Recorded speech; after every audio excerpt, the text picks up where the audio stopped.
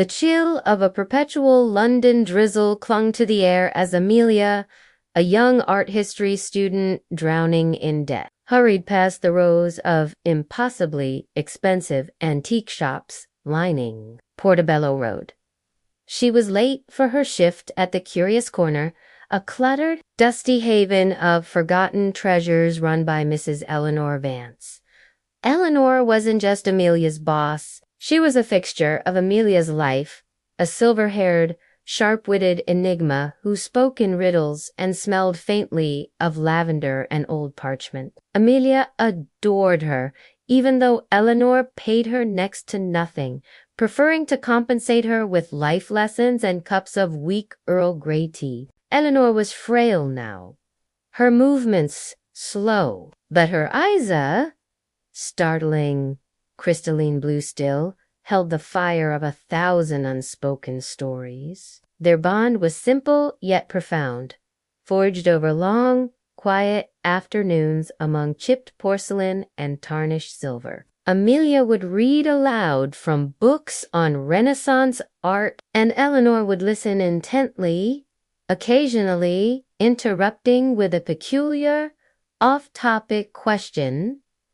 about Amelia's own life, her fears, her dreams. Amelia often wondered about Eleanor's past. She wore magnificent, if slightly outdated, gowns, but lived in a small, damp flat above the shop and seemed to have no family, no visitors, only secrets. One bleak Tuesday afternoon, a day Amelia would forever mark as the hinge of her life, Eleanor seemed weaker than usual. Her hand trembled as she poured the tea, and she kept staring out the rain-streaked window with a look of profound sorrow. Amelia, concerned, tried to distract her with a silly anecdote about a grumpy customer. But Eleanor simply shook her head, her gaze distant.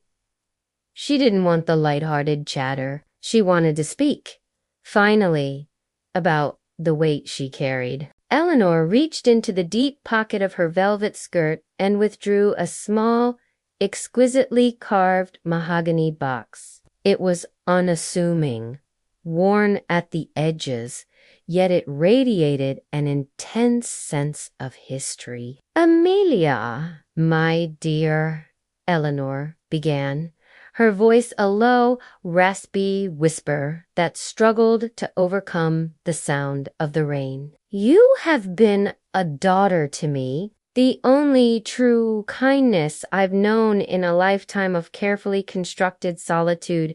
Amelia felt a sudden, sharp pang of fear. This felt like a goodbye. Eleanor opened the box. Inside, resting on a bed of faded silk, was a brooch. It wasn't flashy or enormous, but its craftsmanship was breathtaking. It was a silver swallow caught mid-flight, its body encrusted with tiny, flawless sapphires and a single, stunning ruby set in its eye. The way the light caught the gems made the little bird seem poised to take wing. "This brooch," Eleanor said, tracing the bird's wing with a delicate, age-spotted finger, "was my mother's. It has seen more sorrow than joy, I assure you, but it belongs to you now." Amelia was stunned. "Mrs. Vance, I can't possibly accept this. It looks invaluable."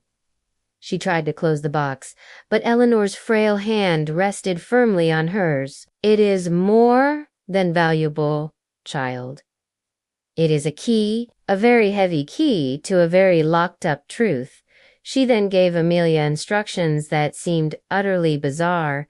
"Take it to the jeweler on Bond Street, the one who doesn't advertise, only shows his name by the smallest plaque. Ask only to speak to Mr. Harrington, and say this, and only this: 'The swallow has returned to the eaves.'" Before Amelia could ask a single question about the truth, the key or the brooch's origins, Eleanor clutched her chest with a sudden, sharp intake of breath. Her eyes, those magnificent blue eyes, went wide with shock and then slowly, terribly, drifted shut. Panic seized Amelia. She called for an ambulance, her voice cracking, her hands fumbling with her phone.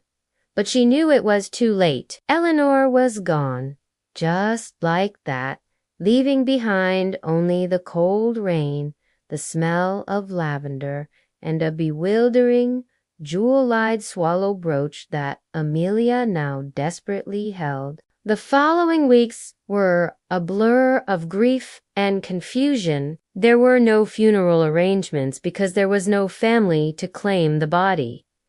Amelia felt a profound sense of abandonment. The one person who had offered her unconditional warmth had vanished into the London fog. The shop was temporarily sealed, and its contents the only things Eleanor had ever truly owned or held in legal limbo. Amelia felt the brooch's weight in her pocket constantly, a cold, hard reminder of Eleanor's final, cryptic words. She had almost convinced herself it was an elaborate, senile delusion when she suddenly remembered the debt she was trying to escape, the desperate need for money. Maybe, just maybe, the brooch could be sold. It was the pragmatism of survival that finally pushed her to follow Eleanor's strange instruction. She found the jeweler's shop on Bond Street discreet, elegant, almost invisible, just as Eleanor had described. The plaque, bearing the name *** Harrington and Sons *** was no bigger than a business card. Taking a deep breath, Amelia stepped inside. The silence was palpable, the air smelling of polished wood and diamond. A man in a tailored suit, whose face was a carefully curated blank, approached her. "I need to speak to Mr. Harrington," Amelia said, her Southern English accent feeling suddenly loud and unsophisticated. The man raised a perfectly sculpted eyebrow. "Do you have an appointment?" Amelia fought the urge to bolt. She was about to give up, to pretend she'd walked into the wrong place, but then she remembered the desperate finality in Eleanor's eyes. She took a breath and recited the ridiculous phrase, her voice trembling slightly. "The swallow has returned to the eaves." The man's face didn't change, but his eyes, for a split second, flickered with intense recognition. He immediately snapped his fingers, an imperious sound in the quiet space, and gestured towards a heavy mahogany door at the back of the shop. "Right this way, Miss. Mr. Harrington has been expecting you for a very long time." Amelia was ushered into an opulent office where a silver-haired gentleman, impeccably dressed and radiating authority, sat behind an enormous antique desk. Mr. Harrington did not stand. He simply studied Amelia's face with a look of profound, unsettling scrutiny. "So," he said, his voice a rich baritone, "you are the one, the bearer of ***, the thorn swallow ***. Amelia pulled the brooch from her coat pocket and placed it on the desk. Mr. Harrington didn't touch it. He only looked at the ruby eye. "The message is confirmed. You must be Amelia." "Amelia Thorne." Amelia's mind reeled. "No, sir. My name is Amelia Thompson. My mother was Thompson. I'm just Amelia." Mr. Harrington gave a thin, sorrowful smile.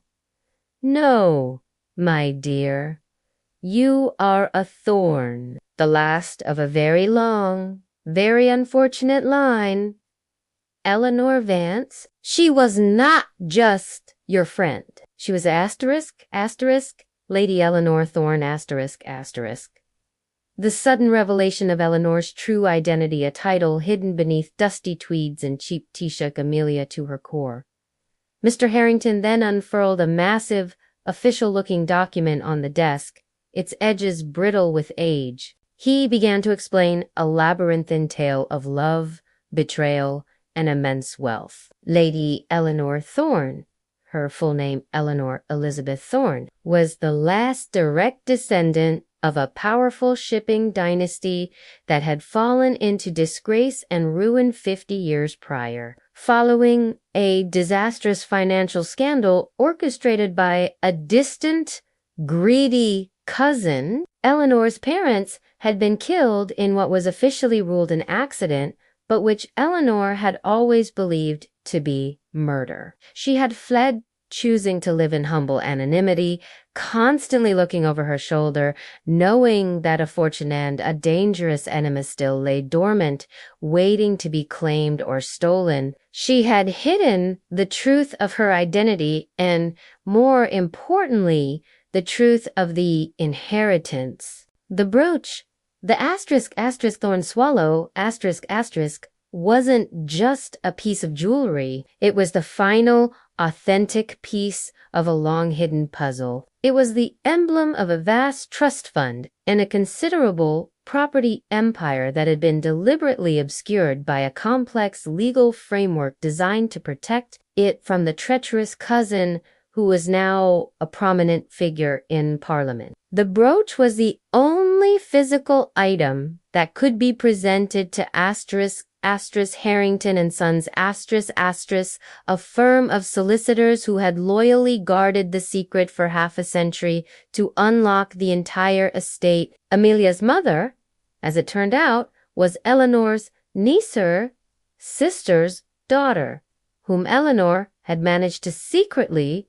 trace years ago. Eleanor had watched Amelia from a distance, terrified to get close until the very end, when she decided to risk everything. Eleanor didn't just give you a brooch, Miss Thorne,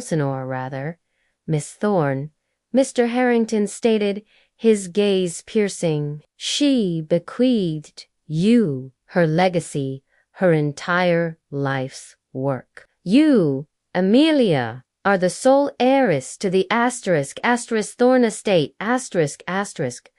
The realization hit Amelia with the force of a physical blow. The debt, the struggles, the dreary flattle of it was instantly replaced by an unimaginable, staggering fortune, enough to change her life and the lives of anyone she cared about. The truth, hidden in the ashes of a simple life and revealed by a small silver bird, was overwhelming. The climax arrived not with a bang, but with a quiet, terrifying threat.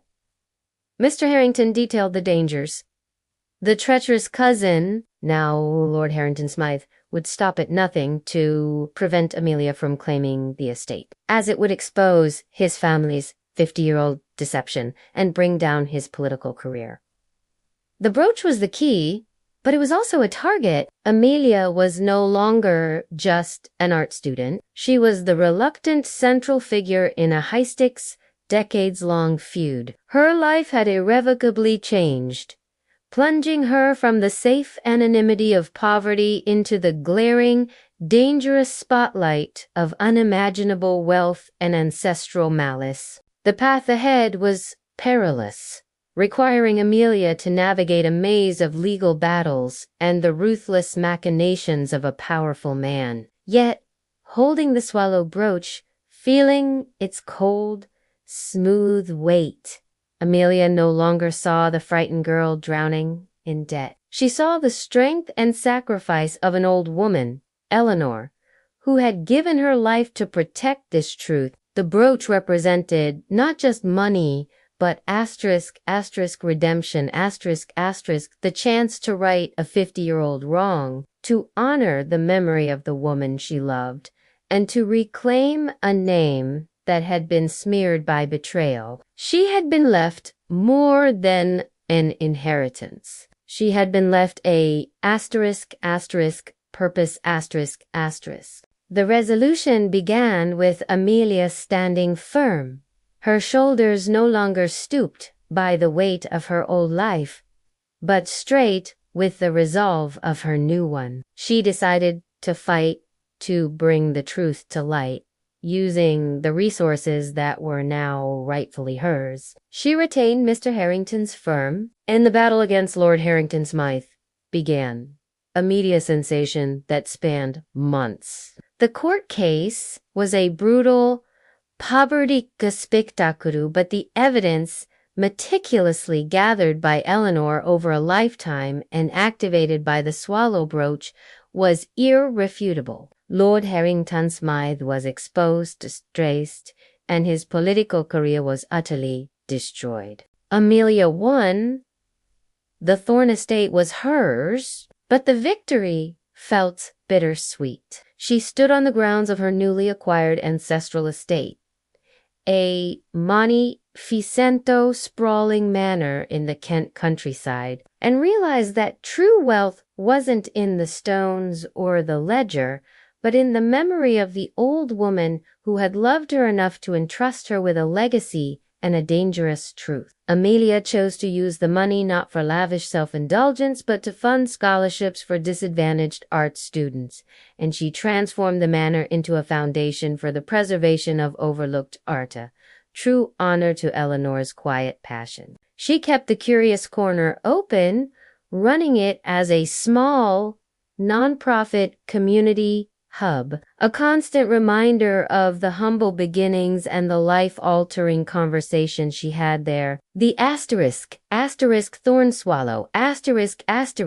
brooch, the key to her fortune and the vessel of her truth, was never sold. It now rested in a place of honor on her desk, its sapphire wings catching the sunlight, a silent, glittering symbol of sacrifice and the incredible power of unexpected kindness. Amelia, the heiress, the restorer of honor, had found not just a fortune in the ashes of a simple life, but a family, a name, and a profoundly meaningful future. What part of this incredible journey resonated most with you, Eleanor's sacrifice? The secret identity or Amelia's newfound purpose?